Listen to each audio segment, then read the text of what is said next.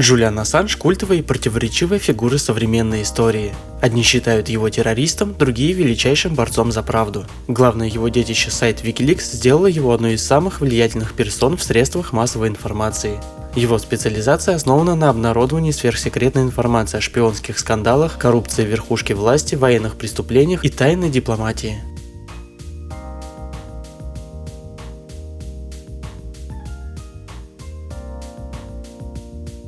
Джулиан Ассанж родился 3 июля 1971 года на северо-востоке Австралии в городе Таунсвилл.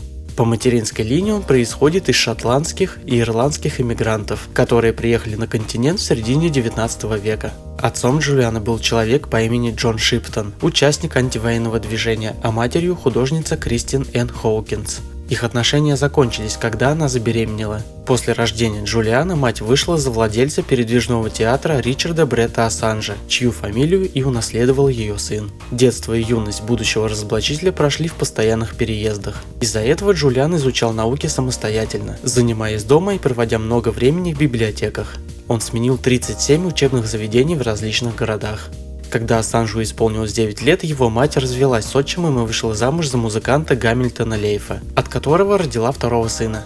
Однако новый отчим Джулиана оказался членом секты «Семья». Адепты этой секты изымали у родителей новорожденных детей и использовали их в своих темных интересах. Тогда мать с двумя сыновьями ударилась в бега, и следующие 5 лет Ассанж снова провел в постоянных путешествиях. Также Джулиан сменил несколько вузов, но ни один из них так и не закончил. Отсутствие высшего образования не помешало ему стать профессиональным программистом. Джулиан увлекся программированием еще в подростковом возрасте. В 16 лет он купил первый модем и сразу же занялся хакерством под ником Mendix. Его псевдоним связан с оксюмороном поэта Горация и означает «благородный лжец» или «великолепный обманщик». Затем Джулиан вместе с товарищами создал хакерскую организацию. Ее главным правилом было не повреждать системы, но делиться информацией.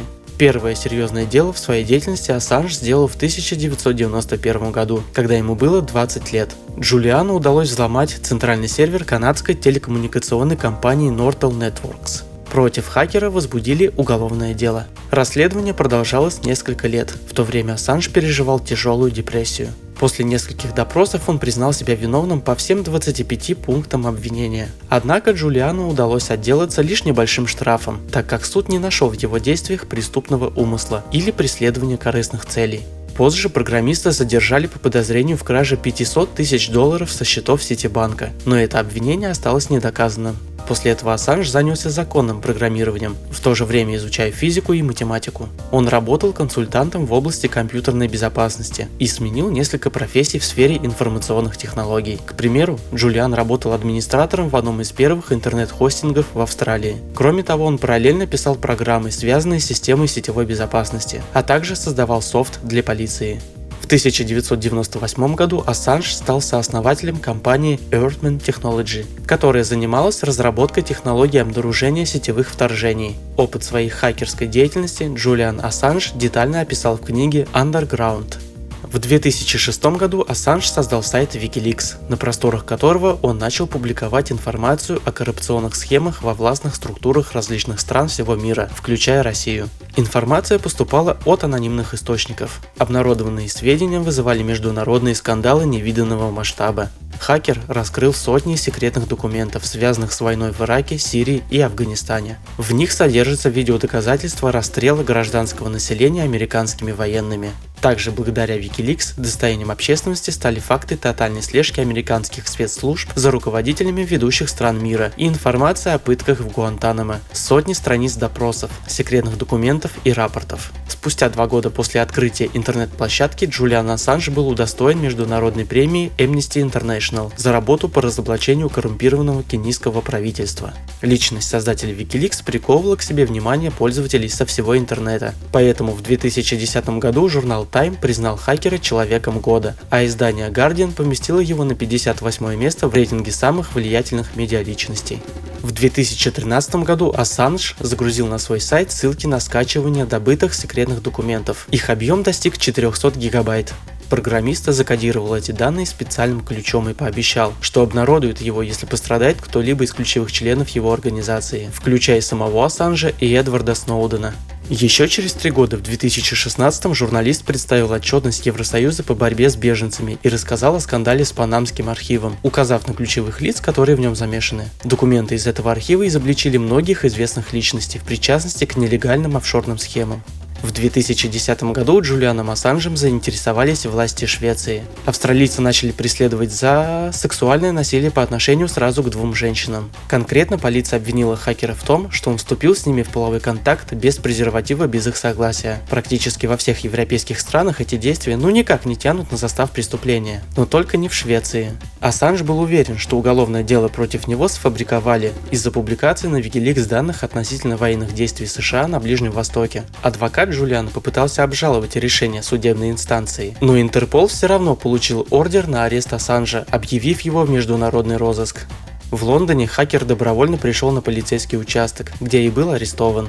Его задержали 7 декабря 2010 года. Неделю спустя, 14 декабря, лондонский суд освободил Джулиана из-под стражи под подписку о невыезде и под залог в 240 тысяч фунтов стерлингов. Помимо судебного преследования, у Ассанжа также были заблокированы его денежные счета, а в 2011 году британские власти потребовали от программиста экстрадиции в Швецию. В 2012 году Джулиан Ассанж укрылся в посольстве Эквадора в Лондоне, в котором он провел последующие 7 лет. Ранее власти этой латиноамериканской страны предлагали ему политическое убежище сразу после начала громких разоблачений. В СМИ писали, что в новом убежище беглый хакер нашел все, что нужно для комфортной жизни: апартаменты, спортивные тренажеры и домашний солярий. На самом же деле условия, в которых содержался Ассанж, были ужасные. В его распоряжении была маленькая комната и кухня. За пределы посольства выходить он не мог. Сначала к нему допускали посетителей, а потом встречи запретили. Единственное существо, с которым мог общаться хакер, это его кот. В этих условиях Ассанж работал по 17 часов в сутки. Джулиан занимался журналистикой, работал телеведущим российского канала Russia Today и писал книги. Все это время британские власти надеялись арестовать австралийца до истечения срока давности иска, который должен был наступить в 2020 году. На слежку за Джулианом они потратили $8 миллионов. Программист неоднократно обращался в ООН в надежде на то, что его перестанут преследовать. Вскоре после этого шведская прокуратура закрыла дело против него.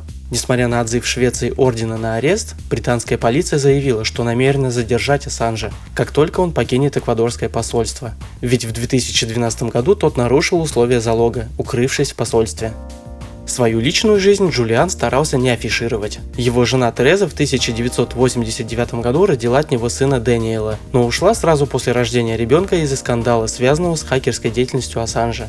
За несколько лет программисту удалось отсудить сына у бывшей супруги, и он воспитывал его как отец-одиночка в течение 14 лет. Когда начались уголовные преследования, Джулиану пришлось прекратить общение с сыном. Во множестве источников говорится, что у Ассанжа как минимум 4 детей, но сам программист рассказывал, что ребенок у него только один, и это Дэниел. 11 апреля 2019 года лондонская полиция все же арестовала программиста прямо на территории посольства. Новый президент Эквадора Ленин Морено, пришедший к власти в 2017 году и взявший курс на сближение США, отказал Джулиану в дипломатическом убежище. Британское правительство дало гарантии, что не выдаст Ассанжа в руки Соединенным Штатам, где за все неудобные правительству публикации ему может грозить пожизненное заключение или даже смертная казнь. Сейчас Джулиан Ассанж находится в тюрьме строгого режима Белмарш. Его приговорили к 50 месяцам лишения свободы. В январе 2021 года суд постановил, что программист не может быть экстрадирован в США, так как страдает аутизмом, клинической депрессией и склонен к самоубийству.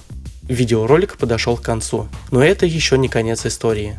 Подписывайтесь на канал, оставляйте комментарии и ставьте лайки.